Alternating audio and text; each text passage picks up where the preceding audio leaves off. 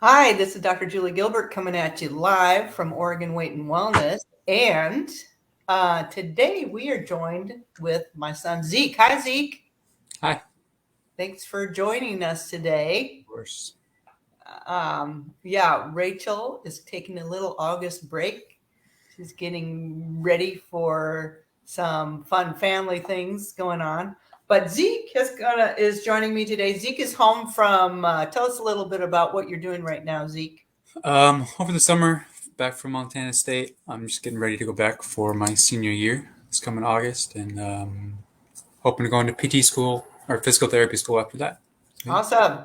My baby going to physical therapy school. All right. And while he's been home during the summer, he has been really cooking up some or smoking up some awesome food on the barbecue, on the grill, inside. It's been great having you home. So, um, hey, by the way, we'll get to this later tonight, but in the thing in a couple of minutes.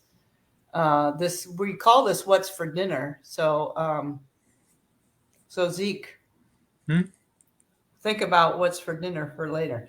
Okay. But anyway, right now we'll get to our book, Michael Pollan, Food Rules. We're almost to the end, and we have to figure out where we're going from here.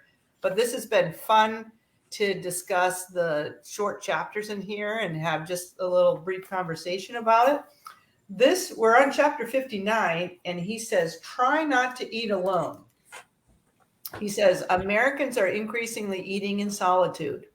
Although there is some research to suggest that light eaters will eat more when they dine with others, perhaps because they spend more time at the table, for people prone to overeating, communal meals tend to limit consumption, if only because we're less likely to stuff ourselves when others are watching. We also tend to eat more slowly since there's usually more going on at the table than just eating. This is precisely why so much food marketing is designed to encourage us to eat in front of the TV or in the car. When we eat alone, we eat more. But regulating appetite is only part of the story. The shared meal elevates eating from a biological process of fueling the body to a ritual of family and community. Zeke, what do you think? Do you think you eat more if you eat by yourself or eat with your family or friends? Um. Yeah, I mean, a lot of it is contextual as well, but I Okay. mean, in general, I would say less because I mean, if I'm eating with friends, it's most likely at a restaurant, so it's something I don't have control over the portions um, or where I have to pay for food. So that's a wallet is a limiting factor on that as well. But um, I feel like I would be more reserved. I'm more reserved as well, and um, when around others. I mean, depending on the people as well. Some of them are just Mm-hmm. I don't really care. But I'd say I'm more resistant to um, like sweets and stuff, or to like dessert or anything super extra. But if I do splurge, it is a much heavier splurge than it would be by myself. So Mm-hmm. if I reach that threshold where I decide to go the extra mile or get that whatever the dessert or something, it is a lot more or more extravagant than I would do by myself. Okay, so what you're saying is that for the most part, when you're with friends or eating out, Mm. when you're eating with other people at school, it's usually you're eating out Yeah. somewhere, and your budget is a limiting factor. Hmm. You may not you don't tend to splurge on a dessert or something, but if you're going to do it, you're going to go all in. Exactly. Yeah. Yeah, I got it. I got you. Yeah. So, yeah, I don't know. I could go both ways on this. I mean, I just had my lunch by myself. By the way, that's when we do hand nutrition. Number one was drinking water. Number two is eat vegetables.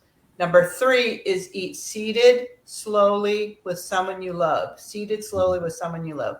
And that someone you love, I say, can be yourself because often we are by ourselves. So how often do you find yourself by yourself? For example, today I was by myself. I had my lunch. I had it. planned out in advance. I just threw it together in the 5 minutes I left for work. I used those vegetables that you sauteed for the omelets that we had. Hmm. We had some left over. So I used those, and they were already seasoned and yummy. So there's mushroom and a couple of different peppers, Yeah. onions in there. And then I chopped off, I just chopped off a wedge of purple cabbage that in there. And then I dumped in some, I'm not measuring this at all. I dumped in some blueberries that I picked. That's kind of an odd thing, but it actually tasted good. Feta cheese and walnuts and pumpkin seeds and hemp seeds. So, and I cut it up and mixed it all up. It's pretty good, but I couldn't finish. So, it was a hefty portion that I couldn't finish. So I'm looking forward to saving it for tomorrow.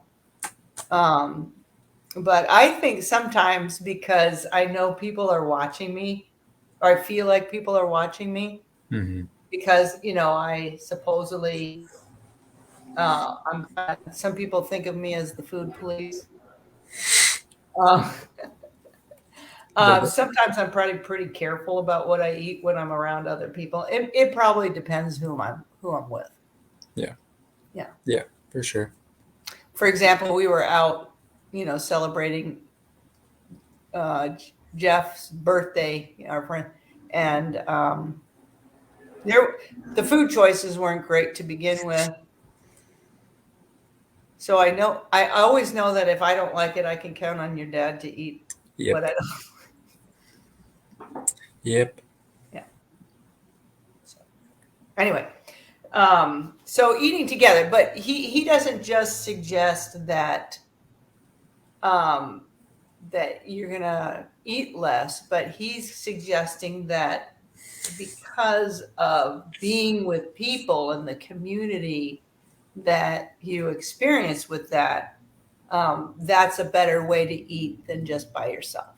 Yeah, for sure. I mean, that even goes into the enjoyment of the food as well. You feel like you enjoy your time and what you're eating a lot more with the people you love and the people you enjoy being around. So it all kind of goes into the same place. Right. Right.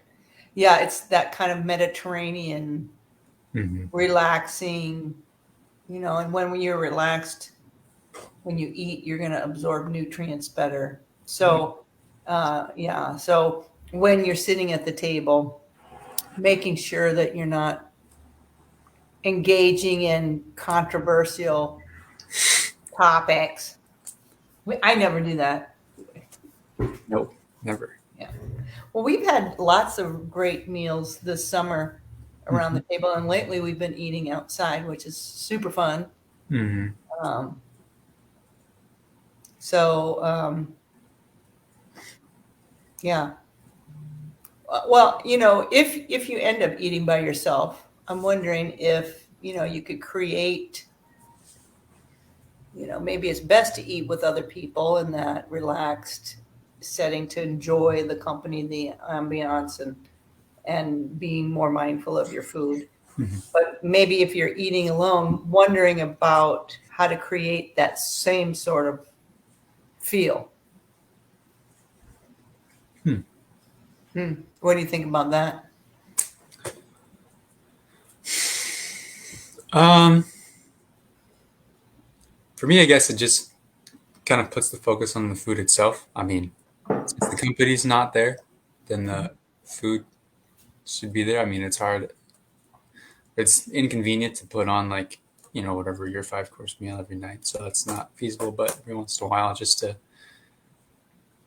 I don't know, I find it enjoyable to put or just make something that I know I'm going to enjoy and that's going to be good to eat as well as good for me. So the focus doesn't necessarily become on, I'm sitting alone. It's the focus is I'm going to eat this really nice meal or this thing that I don't make that often, but it's a nice treat. So it just puts emphasis on enjoyment, but just focusing on the food itself versus the entirety of the ambiance.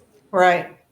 Yeah, great. Yeah, so you're enjoying the whole process, the Mhm. whole, you're enjoying, you're preparing it, you're looking forward to it. Yeah. Yeah. And you're taking the time to take care of yourself. Oh, Where did I go? I went somewhere. You don't mind. Here am you're taking the time to take care of yourself. Mhm. Mm-hmm. Yeah. With that nutrient rich food. That's great. I'm also thinking too, along with that, maybe you put on some music that you enjoy. Yeah. Mm-hmm. Or I don't know, some people may light a candle or something like that. I don't know, but just to create the atmosphere that you're just going to sit down and enjoy the meal, even though you're by yourself. I know some people like FaceTime or Zoom other people. Yeah. So, Yeah. I know a lot of people got pretty creative during, the last couple of years. Yeah. When they maybe were not able to be together, but they got pretty creative. But so, all right. So, have you thought much about what we're going to have for dinner tonight? It's salmon. Oh, yum, salmon. Yeah. And tell us how you do your salmon, Zeke. So this is a blackened salmon. Super simple. It's really just you take it, put your salt, a little bit of garlic, some paprika, and you could just stop there and it turned out really good. But I like to add a little cayenne for a little spice. You could even put on some dried herbs as well. But you take that, you just either grill it or you sear it on the stove to get a nice crust and flavor, and it turns out really well. Yum. And so we're going to have that along with. I just do the mains. I'm not the side guy. Oh, okay. Along with some side dish. And I just picked a bunch of green beans from our farmer friend's field. So we might have that with some green beans. Maybe I don't know, put a little vinegar. Your dad likes that with vinegar. Yeah. Red wine vinegar. But I'll doctor up the green beans and then I'll probably make a salad with that. And we'll have blueberries that we picked for dessert. So how's that sound? Sounds good to me. Yeah. All right. Well, thanks so much, Zeke. And I'm gonna miss your cooking when you're gone. We've got 6 more days. So I was thinking that you could put in your request, but maybe I'm the one I'm going to put in mine. But all right. Well, thanks so much for joining us, Zeke. You're welcome. And we'll see you later for that yummy meal tonight. All right. Okay. Bye.